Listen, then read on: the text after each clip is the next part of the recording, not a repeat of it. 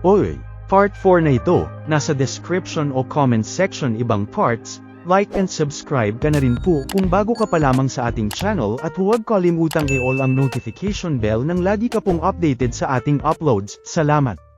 Walang ano-ano'y nagcast ito ng spell na tinawag nitong Pet, na siyang tila nag-control kay Annette at nagpabagsak dito. Biglang singit naman si Boy Rapper at sinabing kapag mas pure ay mas effective ang skill na ito, sabay pang-aasar kay Annette at karma raw ito sa supladang elf. Kinabwisit naman ito ni Ate Pusa kaya kinwelyuhan ang Boy Rapper at ano raw ang ginawa nila kay Annette at nagkaganito. Ayon naman sa kalaban ay huli na raw ang lahat pagkat sino mang maging pet ng boss Suzuki niya ay slave na nito. Sa buwisit ni Ate Pusa ay babanatan na sana nito ang Boy Rapper at ibalik nga raw nila sa dati ang Diyosa ngunit sa kasamaang palad ay naunahan siya ng kalaban ayon naging slave na rin ng Gago, sabay tawa-tawa ng kalaban at wala raw kayang pigilan ang overpowered skill niya na pet. Tama na Suzuki, sigaw na nga ni Isha mula sa tabi, at hindi raw ito ang natatandaan niyang itinuro niya sa hero para gamitin ang skill nito, at kailanman hindi raw papasakop ang bayan ng Vale sa taong katulad nito. Edi wow, ika na nga lang ni Suzuki, at pwede niya naman daw wasaki na lamang ang bayan na ito at magsimula ng panibagong kaharian. Kanya-kanya nang ang takbo ang mga tag-abayan ng palusuban ng kalaban ang kanyang mga slaves, habang wala namang magawa si Isha at galit na galit sa dati niyang alagang hero. Unti-unti nang ang winasak ng mga slave ni Suzuki ang bayan kasama itong naulol ng tropa nilang pusa, na pinagbabanatan ng ating bida habang nasa loob ng pangmalakasang armor nito, na napangisi na lamang at mukhang effective naman daw ang pa-armor ni Annette sa kanya. Sa lakas nitong pusa ay nagawa nitong wasakin ang armor ni Sensei ngunit ayon tinamaan ng helmet kaya nakatulog, na siya nang ikinulong ng ating bida sa isang bariles. Biglang lutang naman sa eksena si Isha na tumilapon mula sa malayo, at nagmo-moment na naman tungkol sa galit nito sa mga otherworlders at pare-parehas lang daw na ganito, na binigyan nga raw ng mga natatanging skills ngunit ginagamit lang naman sa mga pansariling hangarin at makasariling interes. Di naman daw ganito dati si Suzuki, ika na nga ni Isha, na bukod sa tahimik ay ubod daw ng duwag dati. Dito na nga nagtaka si Isha at bakit isinusulat daw ito ng ating bida, na pang-isingisi lamang sa tabi at nakuha raw ng binata ang interes niya, sabay tanong kay Isha kung nasaan na raw ba ngayon ang Suzuki na ito. Agad sumagot naman ang Diyosa at nagpunta nga raw ito sa simbahan, at pinag-alala na wala raw skill si Sensei kaya ano raw ba ang magagawa nito. Pakiramdam ko sa wakas ay dumating na ang oras para maisulat ko ang masterpiece ko, sagot nga lang ni Sensei nang mingiti sa mukha nito, kaya wala naman ang nagawa si Isha kundi sumama na lamang dito. Nabwisit na nga ang Diyosa at masyado raw relax ang ating bida sa kabila ng lakas na taglay ng kanilang kalaban, at di niya raw nakikita na matatalo ito ng ating bida. Biglang labas naman ng lason si Sensei na nagbigay kaunting pag-asa kay Isha at mukhang may plano naman pala ang bida at gagamitin ang lason laban sa kalaban, ngunit nagulantang na lamang ng laklakin nito ni Sensei, bukod pa rito ay walang kaplano-planong dumaan na nga ito sa mismong harap ng simbahan, kung saan nakaabang na sila Suzuki kasama si Boy Rapper. Interesado ako sa iyo at nais ko sanang gumawa ng nobela na hango sa istorya mo. Banat na nga ni Sensei sa kalaban na lubos pinagtaka ni Boy Rapper at anong nobela raw ba ang pinagsasasabi nito. Paliwanag naman ng ating bida na tungkol daw ito sa isang lalaki na sobrang lumakas ngunit bumagsak dahil sa kasakiman nito, bukod pa at naiintriga raw siya sa nakaraang buhay nito bilang tao. Baliw ata yan boss, ika na nga lang ni Boy Rapper habang pinalusob naman ni Suzuki ang mga wolf niya na lubos kinagulat ni Isha habang pang-ising-isi lamang itong ating bida. Wala naman nagawa si Isha kundi protektahan ang kinabibuisitang binata, ngunit olas sila sa bilang kaya nakalusot ang mga atake ng kalaban, buti na lamang at to the rescue si Mellows na suot ang helmet ng nawasak niyang armor kanina, na lubos kinagulat ng kalaban at spell nila ay bumalik sa kanila. Bilang ganti ay naglabas ng mas makapangyarihang wolf ang kalaban, isang great wolf na numero 1 niya raw na pet, na siya nang ang rekta pinalusob kay Sensei at kinagat ito. Sa gulat ng kalaban ay bigla na lamang naleson ang Great Wolf sabay na wala ng parang bula, na lubos kinagulat ng mga kalaban at binasik nga lang daw ng ating bida, kaya ayon kumaripas ng takbo ang Rapper na kalbo.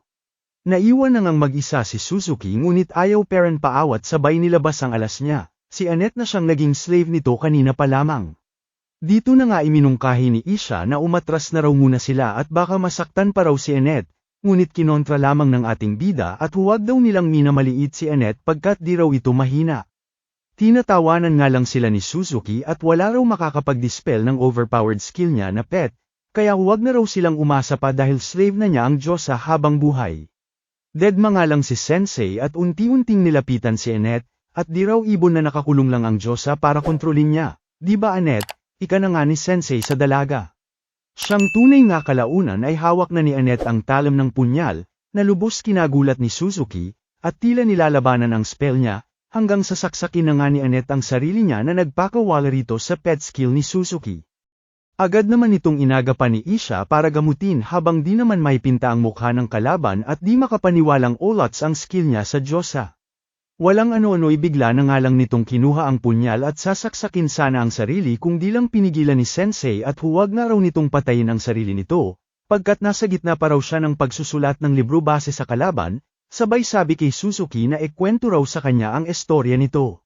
Dito na nga nagpa-flashback sa buhay ni Suzuki, kung saan taliwas sa naging buhay nito sa mundong ito ay kabaliktaran nito sa buhay nito dati, na siyang binubuli at tuta ng mga mas malalakas sa kanya.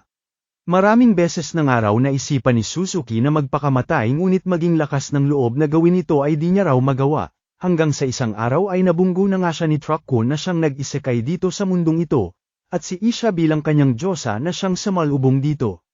Unti-unti na nga nitong nadiskubre ang skill niya, at namuhay sa bagong mundo ng kanyang napuntahan. Ngunit dahil sa nakaraang buhay niya ay nagdulot ito sa kanya ng galit at puot na nakabaon sa puso niya, na kahit anong mundo raw ang mapuntahan niya ay ganoon pa rin siya mahinang nilalang sa loob-loob. Kahanga-hanga, ika na nga lang ni Sensei na napapangiti, dahil sa wakas tapos na raw ang nobela na ginawa niya base dito sa kalaban.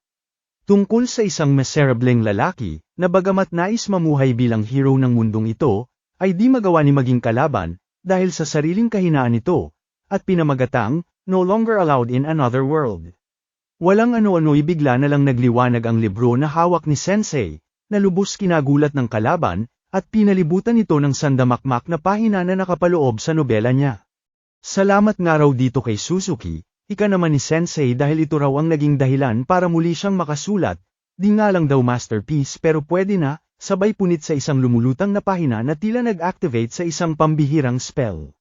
Maging ang dalawang Diyosa ay nagulat sa mga nasaksihan, at panoong may summon ng magic daw sa kanilang harap, na tila pabaliktad ang epekto. Kalaunan ay bigla na nga lang nawala ang kalaban, at dito napagtanto ng mga Diyosa na nabalik ito sa dati nitong mundo, pero imposible nga raw ito. Bukod dito ay kinagulat na nga nila nang makita ang paglutang ng skills ni Sensei, kakaibang skills na para at laban lamang sa mga kapwa nito otherworlder na lubos nilang pinagtaka. At mukhang pinadala raw ang ating bida sa mundong ito para labanan ang mga otherworlders. Bayan akala ko pa naman yun na yung masterpiece ko, pagkadismaya na nga ni Sensei na nahiga na lamang sa sahig at nagmoment habang ginawa na namang snacks ang mga baon niyang tableta ng mga lason, sabay tanong kung nasaan na raw ba si Suzuki. Ayon binalik mo sa dati nitong mundo, sagot naman ni Annette habang sa labas naman ay nawala na ang epekto ng skills nito kaya nakalaya na ang mga slaves nito, pati na rin itong si Ate Pusa na nagtataka at bakit daw siya nasa loob ng isang barriles. Samantala, happy-happy naman si Sensei at in-upgrade ni Isha ang kabaong na tulugan niya as per request daw ng ating bida, habang kinausap din itong si Annette tungkol kay Sensei at magiging importanteng papel nito sa kinabukasan ng kanilang mundo. Magiging mahirap at delikado raw ang kanilang paglalakbay kaya siguraduhin daw ni Annette na suportahan si Sensei sa abot ng makakaya nito. Bago umalis ay nagpahabol pa ng tanong si Isha dito kay Sensei, at kung ang kapangyarihang ibinigay daw ba kay Suzuki ang naging dahilan ng pagbabago nito. At kung magiging miserable na naman daw ba ito sa dati nitong mundo ngayong nakabalik na ito. Tinawanan nga lang ito ng ating bida at malay niya raw, tsaka totoong natapos na raw ang istorya ni Suzuki sa mundong ito, ngunit di ibig sabihin tapos na rin ang istorya niya sa mundo niya, dahil nakasalalay yun sa kanya kung magiging masterpiece o hindi. Ngiti na nga ang ibinigay nito kay Isha sa bye-bye sa kanila, habang sa kabilang mundo naman ay ipinakita si Suzuki, na nagpatuloy ng kanyang buhay, naghanap ng trabaho at hanap buhay, dala-dala ang alaala na kailanman di niya makakalimutan. Huwag niyo rin kalimutan mag-like at subscribe mga idol. Damay niyo na rin po TikTok at Facebook ko andyan link sa profile ko. At syempre bilang ganti sa mga solid supporters ng Recap Candy ay may pag-giveaway po ako ng 1K every month po ito. Comment, like, share, at syempre pinaka-importante subscribe ka lang po. Mas malaki chance ng active po sa comment section. Hihi, salamat.